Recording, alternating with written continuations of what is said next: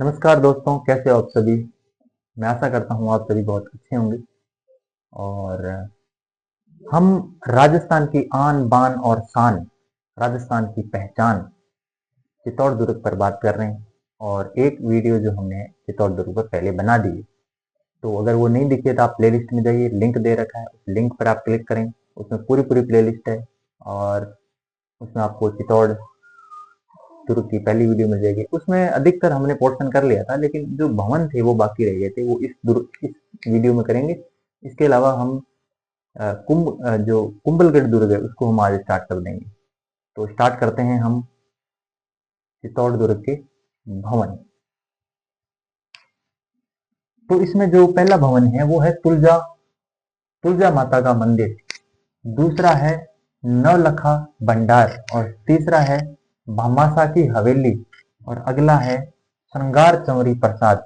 उसके बाद में त्रिपोलिया दरवाजा स्थित है। ठीक है, उसके बाद में हम बात करें कुंभ श्याम मंदिर यहाँ स्थित है और सोमदेव मंदिर स्थित है। और ये विजय स्तंभ स्थित है। इसका निर्माण जो है वो कुंभा ने करवाया था, विजय स्तंभ का। ये अब आपको ध्यान रखना है, ठीक है।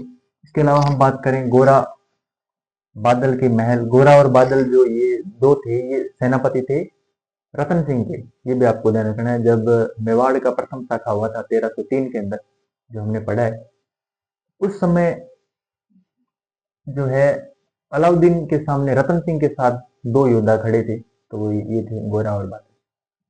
इसके अलावा चित्रांग मोरी तालाब भी यहाँ स्थित है और जैन कीर्ति स्तंभ यहाँ पर स्थित है। तो अब हम स्टार्ट कर रहे हैं कुंभलगढ़ दुर्ग। बहुत ही महत्वपूर्ण दुर्ग है और इससे बार बार क्वेश्चन जो है वो पूछे जाते हैं। और मैं ये कहूँगा कि कुंभलगढ़ दुर्ग ही नहीं, एक नई धारा थी मेवाड़ के इतिहास में। क्योंकि उसके बाद में चित्तौड़ का जो 1567-68 के आसपास जो तीसरा शाखा हुआ था, जब अकबर ने आक्रमण किया था, उस समय मैं बात करूंगा जयमल और फत्ता, वो वहां पर शहीद हुए थे। उसके बाद में जो मेवाड़ का एक अस्तित्व दोबारा किसी कोने में नजर आया, तो वो ये था कुंभलगढ़ दुर्ग। यहाँ से फिर इनका दोबारा विकास हुआ और उन्होंने अपने आप को दोबारा स्थापित किया। और उसके बाद में बहुत बहुत योद्धा यहाँ पर हुए। महाराणा प्रताप यहाँ पर हुए। आप उनको कैसे भूल सकते हैं, कितने बड़े योद्धा थे। और कहते हैं कि हल्दी घाटी के युद्ध के बाद जब वो जंगलों में रहे थे, तो उन्होंने घास की रोटियां खाकर अपने संघर्ष को, मुगलों के विरुद्ध अपने संघर्ष को जारी रखा था। और ये एक संदेश जाता है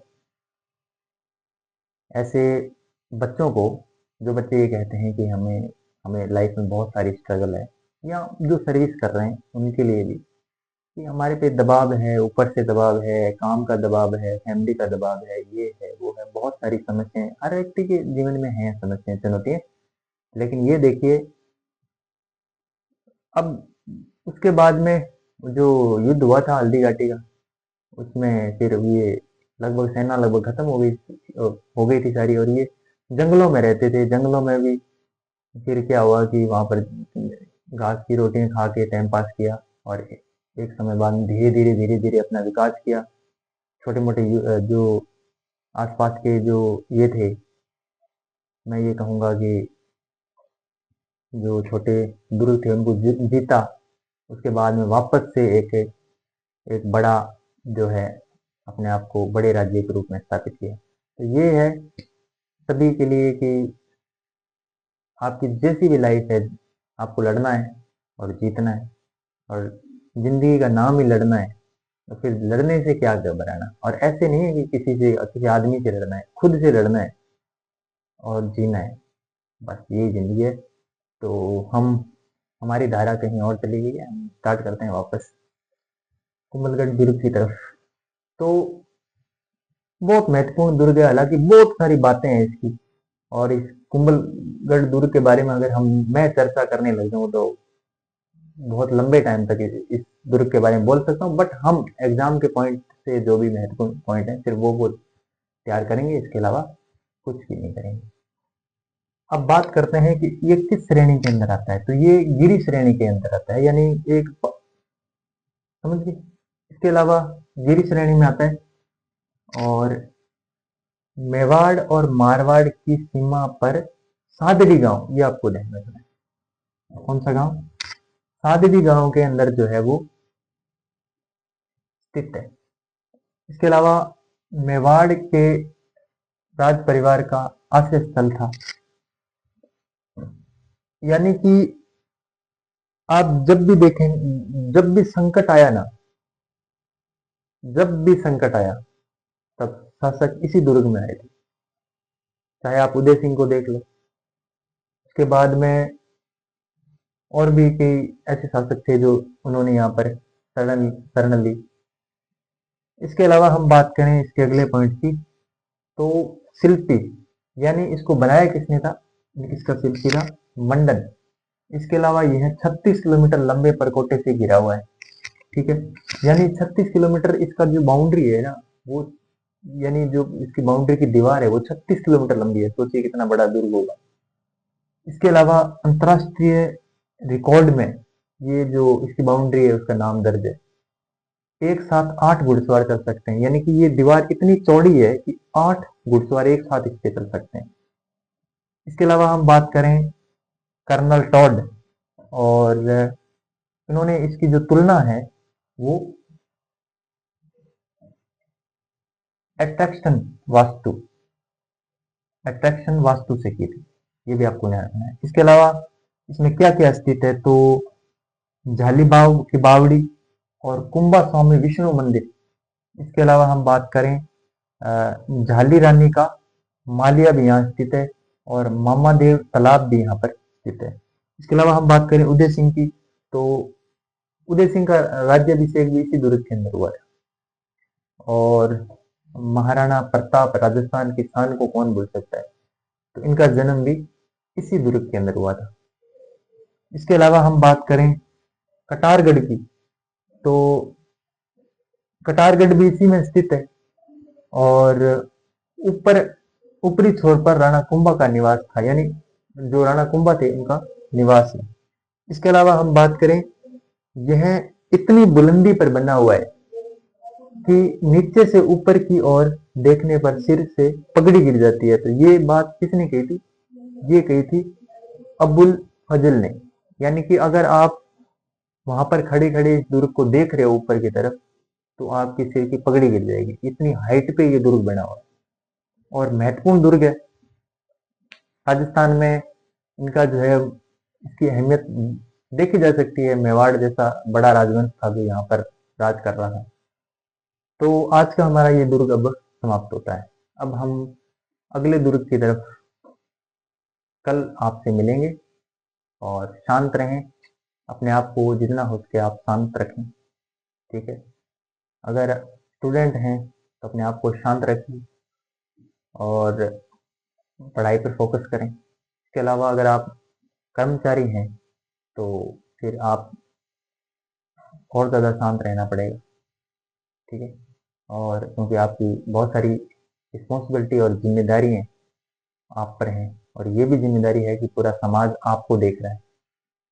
जो आप हरकतें करोगे वो पूरा समाज उसी धारा में चलना स्टार्ट कर देगा। क्योंकि अभी जो वर्तमान में जो मैं ये कहूँगा कि जो गवर्नमेंट सर्विस का जो दौर चल रहा है, ये राजस्थान में नहीं पूरे भारत में ही चल रहा है। तो इस दौर में अधिकतर आप आईएएस अधिकारियों को देखोगे, या फिर कोई भी गवर्नमेंट सर्विस, उसके बाद में मैं टीचर मानता हूँ, क्योंकि टीचर एक समाज का दर्पण होता है। और भी अधिकारी बहुत सारे हैं, और जो भी कर्मचारी है उसकी तरफ उसके आसपास के जो लोग हैं वो उसको फॉलो करना स्टार्ट कर देते हैं। तो इसलिए आपकी रिस्पॉन्सिबिलिटी काम के साथ साथ खुद की फैमिली को तो हैंडल करना ही है। इसके अलावा आसपास का जो समाज है वो भी आपसे बहुत कुछ मांग कर रहा है, बहुत कुछ आपसे सीख रहा है। तो कोई भी ऐसी जो है वो नकारात्मक हरकत ना करें, पॉजिटिव रहें, और एक पॉजिटिव संदेश देने का प्रयास करें बार बार समाज को, ताकि नए बच्चे और नए जो लोग हैं वो समाज में एक नई धारा की तरफ चल सकें, और मेरा यही कहना था। इसके अलावा बात करें कि 2 दिन जो थी वो वीडियो क्यों नहीं आई थी, इसका एक एक रीज़न ये था कि मेरे छोटे भाई का जो है वो राजस्थान पुलिस के अंदर सिलेक्शन हुआ, और बहुत ही खुशी हुई मुझे। तो उस खुशी में काफ़ी एंजॉय किया हमने, और खूब डांस वांस खूब किए। तो फिर उसकी वजह से क्या है, हम वीडियो बना नहीं पाए, और बहुत लंबा संघर्ष था। 2017 से लगे हुए थे वो, बहुत सारे एग्ज़ाम दिए, बट किसी में हुआ नहीं, किसी में हुआ तो 2 गुना के अंदर हुआ। लेकिन आखिरकार फाइनली जो है वो उन्होंने अपनी जीत को मुकम्मल किया, और एक सफलता हासिल की। तो बहुत लंबा जो मेहनत है आखिरकार वो काम आती है, और अभी जो है उनके विचार हैं वो कहीं रुकने वाले नहीं। अभी वो और तैयारी करेंगे, अभी तो कुछ भी इनकी एज है नहीं इतनी, तो आगे तैयारी करेंगे और भी बड़े स्तर पर आने का प्रयास करेंगे।